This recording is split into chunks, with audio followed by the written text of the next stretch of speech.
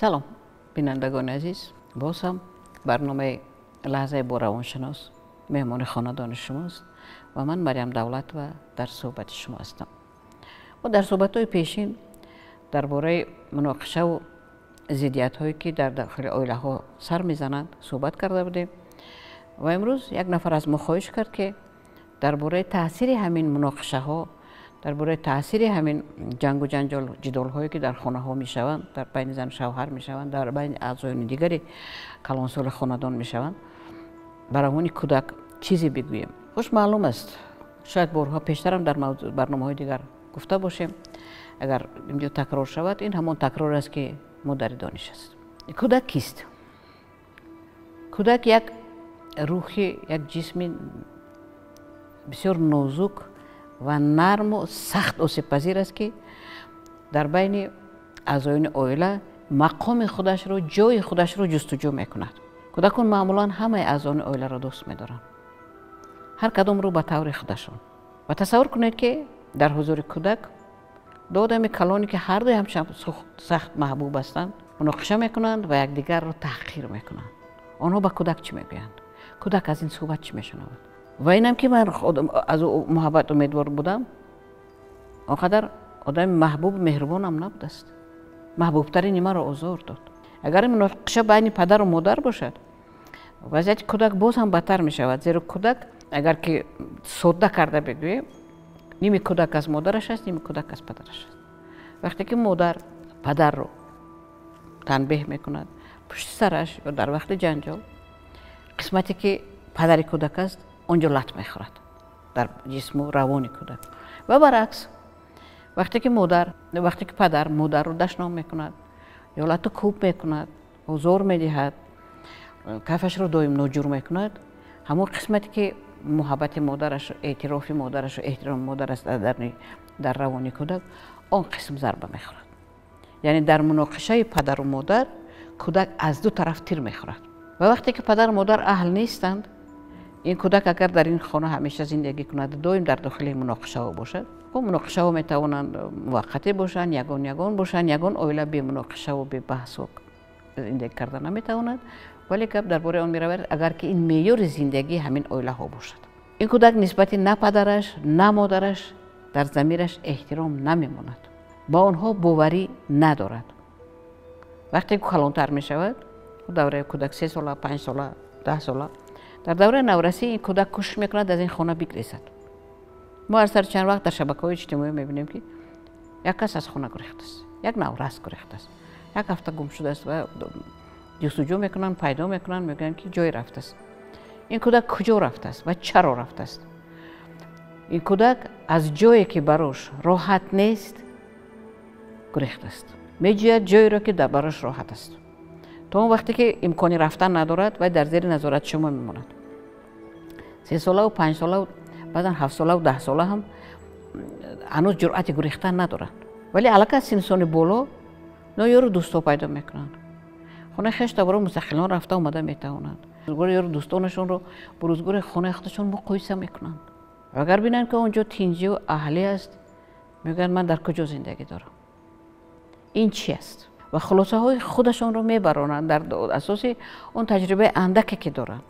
طبیعی است که خلاصه ها میتوانند نادرست باشن، طبیعی است که این خلاصه ها میتوانند خیلی خطرناک باشن. بسیار میشود که نزد ما میبیارن نورسان رو وقتی که در صحبت های عائلوی کودک به جان خودش قصد کرده است. یاد دارم چندی پیش کمی خیلی حالت شد، نزد یک دخترک من دعوت کردم، دخترک 13 یا 14 ساله، با هیچ کس صحبت کردن نمیخواد، دل شکسته است، با هیچ کس باوری نداره، در خانهشون تنها با مادر کلانش بعضا صحبت میکند، بعضا با مادر کلان هم صحبت نمیکند. عائله تنج، آسوده، آرام، پدر و مادر آدمانی صاحب معلومات، خانه آسوده، همه چی کمبودی مادیشان نیست، ولی کودکشون در یک دوره معین از میگن که کودک با ما نیست، ما حس میکنیم که کودک با ما نیست. خب این پدر و مادر همون زیویی است، آدمی اهل علم است که شناختیان که کودک مشکل دارد و دعوت کردن. و وقتی که ما با کودک صحبت کردیم و مادرش گفت که یک بار گوید که آستینش بالا کند، آستینش بالا کرد، همین بند دست دخترک از اینجا تا همجا با کرد پای شده است. گفت که من در وقت خوبش دیدم، من نگفتم، نپرسیدم، جرئت نکردم پرسیدن. میدونستم که اگر پرسم جواب نمیدید. وقتی که دخترک پرسیدم که چرا این کار کردی، اول گفت که خودم هم نمیدونم. خیلی خوش پیدا شد. گفتم زیستن نمیخوای؟ گفت که چندان زیستنم نمیخواهم.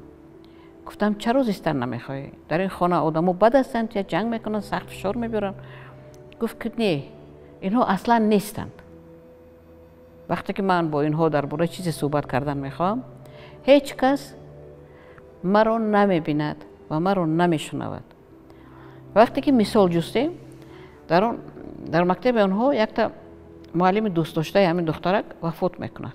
در دوره نورسی کودکان سخت مهر میبندند با عالم بیرونه، با همسنفان، با یارو دوستان، با معلمان و شاید با دوستانی که از حق همسایه است، خشت بارشون از داخل عائله بیرون. و وقتی که کودک در همون حالت اضطرابی برمیگردد به خانه و میگوید که همین خیلی شد معلم ما وفات کرد، گریه میکند، اهل عائله این غم دهشتناک و خیلی بزرگ کودک درک نمیکنن که کودک در کدام حالت است.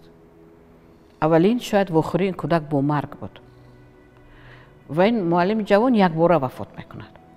عذر سبب مرگش شدم نیست، ولی مثلا دور دراز کسل نشده است که معینه کمتر آماده باشد، یک دوره معین با معلم نباشند، اندک مهرشون کم باشد، وابستگی شود، یا که روان خبر گرفته باشند و اون چیزا یک آمادگی روانی کودک اون اثر نگذرانده. و بعد وقتی که باز مادرش پرسیدم که شما میشناختید معلم؟ گفت که بسیار معلم خوب بود، هر دفعه میرفتیم درباره کودکان خوب صحبت میکرد. گفتم شما این دخترک وقتی که وفات کرد شما زیخ شدید؟ ولی من زیخ شدم. گفتم چرا اینو به کودک نگفتید؟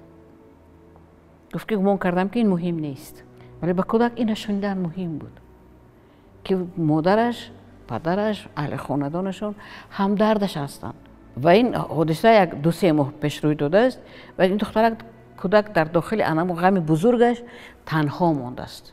همسنفا هم یک دیگر اونقدر که برای کودک لازم است دلبرداری و همدردی کردن نمیتوانند. همدلی یک هنر خاص است، یک کار مهم است که حتما در حالت درد ما باید به همدیگر، با آدمی که از ما وابسته است داده توانیم و این رو از پدر مادر بهتر کی داده میتوانست. و این کودک اونها میگن که با ما درد دلش نمیگید، کودک گفت از شما نشنیدید و اون کودک باوریش به این عائله، به کلانسالان عائله‌اش از دست داده است.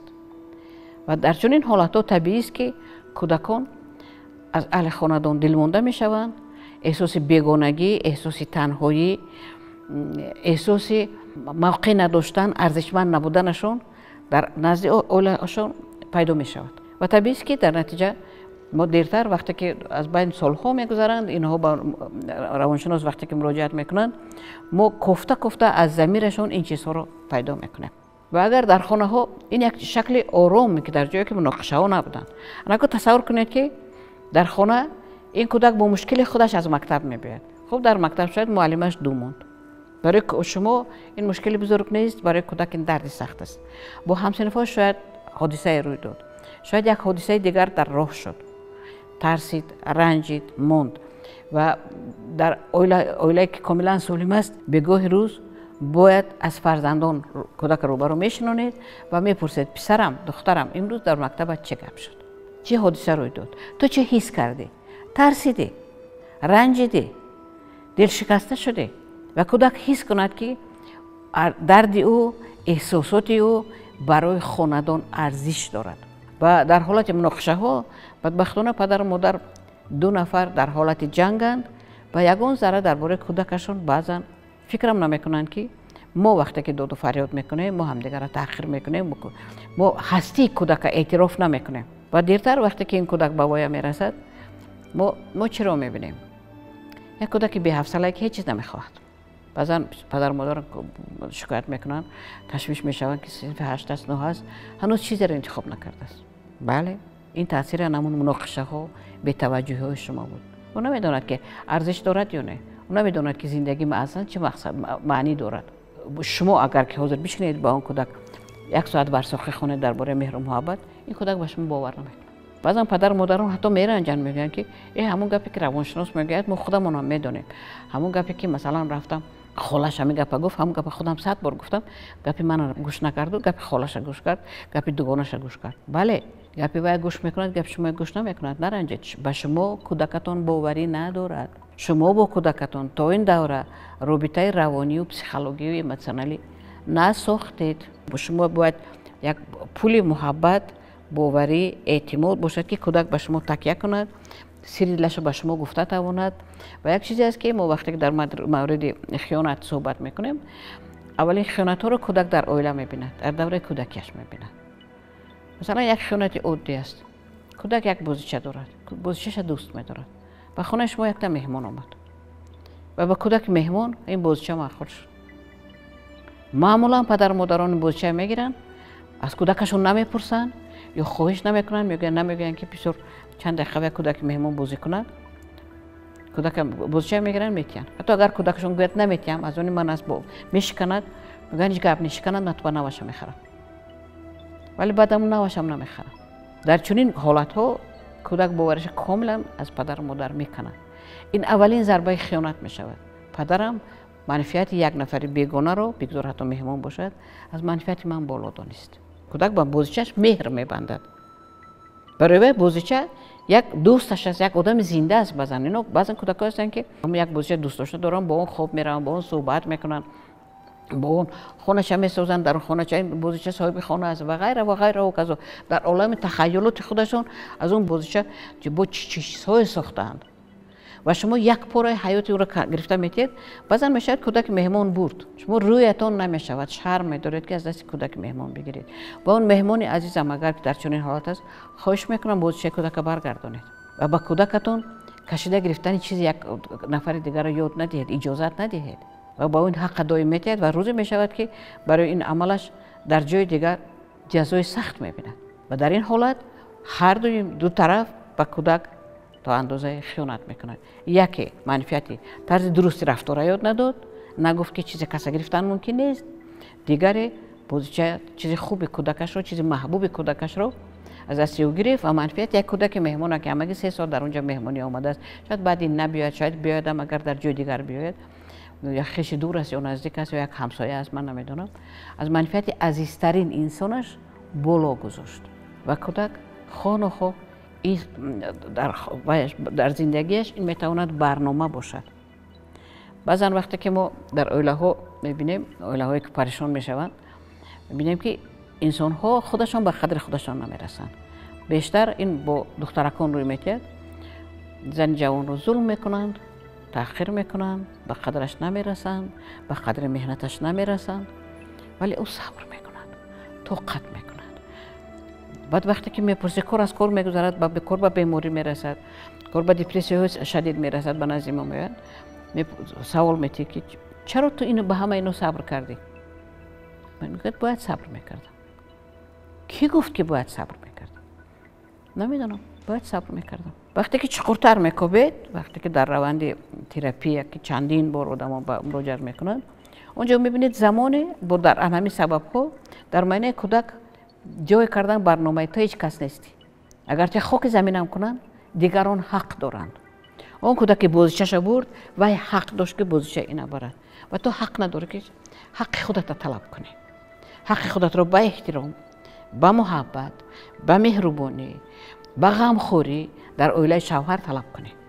و اون طرف مقابل وقتی که شما حقتون رو خودتون طلب نمیکنید، اونها معیارها رو نمیشناسن، مرزهای شخصیت میشکنن و نسبت یک نفر سالهای در روز ظلم میشد و این نفر حتی نمیداند که این ظلم است. تا وقتی کاسه لبریز میشد، تا وقتی صبر تمام میشود، تا قطاق میشود، تا وقتی که جسم بداد میآید. نزد چند دکتر میبرن و روان حضور عصب شناسای ما در این مسئله خیلی متوجه شدند و اونها به نزد روانشناس روان میکنن. اگر یک بار دو بار رفتن بعد تمام شدن داروها بیماری برگشت، میگن به نزد روانشناس روید. جو سبب‌های است که ما نمیدونیم و تنها روانشناس این سبب‌های کوفته از دل انسان برآورده میتواند و اون رو علاج عافیت بخشیدن اون رو جستجو میکنه. برای من اگر خواهید که فرزندتون در عائله خوشبخت باشد در آینده، همه ما این آرزو رو در کجای داریم، ولی چی باید کرد که این آرزوی ما عملی شود؟ نسبت این فرزند خودتان در اویله ارزش بلندش رو خودتان بدهید. مناقشه و جنگ و جنجال های اولویی که بعضا میتوانند در اوله سالم هم روی بدهند، بگذار در نبودن کودک باشد. اگر کودک شما در خانه است، میتونید به کودک از کودک خواهش کنید بیاید که بچم تو رو در کوچه بیرون بازی کن، یا در خانه دیگر رو، یا نزد مادر کلانت رو. ما من پدرت یا من مادرت صحبت خودمون داریم. بعضا یک بحث عادی به جنجال کلان تبدیل می‌یابد. شما نمیدونید. حتی همین بحث مقرری شما که با هم دیگر زبان نمی‌یابید، حتی در همین حالت هم کودک نورس رو بهترش از صحبتتان بیرون کنید. اهمیت بدید در اطرافتان کی است. و این یک چیز. دویمش اون چیزی پیشتر گفتم. کودک شما از بیرون آمد و چنان که شما با عالم جنگ میروید، سرکار میروید، خرخش هم نصیبت ها برمیگردید، اون کودک هم با مکتب میرود، اونجا چیزهای زیاده روی میدهند که برای کودک همه آنها شاید مفید نیستند. و یک چیز بسیار خطرناک امروز در جامعه جاری شده است، بولینگ، همسنف آزاری. ولی شما آگاه هستید که کودک شما مورد همین عملهای بی‌زیب نیست. اگر آگاه نیستید باید هر زمان بپرسید. اگر که کودک به شما باوری نداشته باشد، اونجا از سر چیزی که نگذارد به شما نقل نمیکند و شما خیلی دیر میفهمید. برای که این چیزا رو ندهند، ما باید در روند مناسبت و معاشرت هایی که با کودک داریم هر زمان با او با اصول های گوناگون تاکید کرده توانیم. تو ارزشمند هستی، تو کدام وقتی که خواهی میتوانی به من مراجعت کنی، من برای تو همیشه وقت پیدا میکنم. و خصوصا در وقتی که شما عصبانی هستید، وقتتون خوش نیست، دلتون تنگ است، بگیرید اطرافتون یک بار نگاه کنید. هر چیزی که میگوید در حضور کودک میگوید، بین خودتون میگوید، درباره دیگران میگوید، باید بدانید که این به کودک شما چگونه تاثیر میرساند. وگرنه عاقبتش همون است که در دوره نورسی و دوره بعد نورسی کودکان وقتی که قوی تر میشوند، آنها اعتراض های خودشان را، ناراضگی های خودشان را به طور خودشان بر شما نشان میدهند و شما در یک بنبست بعضا قرار میگیرید و میگید که نمیدونم چی کار کنم. واقعا در این دوره علاقه کار از کار میگذارد، ولی باز هم اگر که در چنین حالت گرفتار شدید، همه شما متخصص پسیکولوژی کودک نیستید، شما اونقدر میدونید که در روند تجربه زندگیتون به شما میسر شده است. اگر که مشکل دارید مراجعت کنید به روانشناسان. با دقت باشید نسبت به کودکتون. اگر بینید دمدوز شد، اگر بینید خاراکترش تغییر یافت، اگر بینید به سوال خودتون جواب نمیدهد، مراجعت کنید به روانشناس. زیرا شما نمیدونید که سببش چی است و عاقبتش چه خواهد بود. این بود چند سخن مختصر در مورد تاثیر مناقشه ها و به توجه هایی که در اویله روی میدهند به روان کودک، به خاراکتر کودک و زیاده از آن به تقدیر آینده کودک. و اگر که به نظر بگیریم که آینده کودک همزمان آینده ما هم هست، یعنی این چیزی که به خود شما یک میدهد و در 10 کراته یا 100 کراته میتواند برگردد. آباد باشید تا صحبت دیگر. امیدوارم که از این صحبت چیزهای خوب برای خودتان گرفتید. اویله های شما یک ذره هم باشد در مناسبت با فرزند سالم تر شد.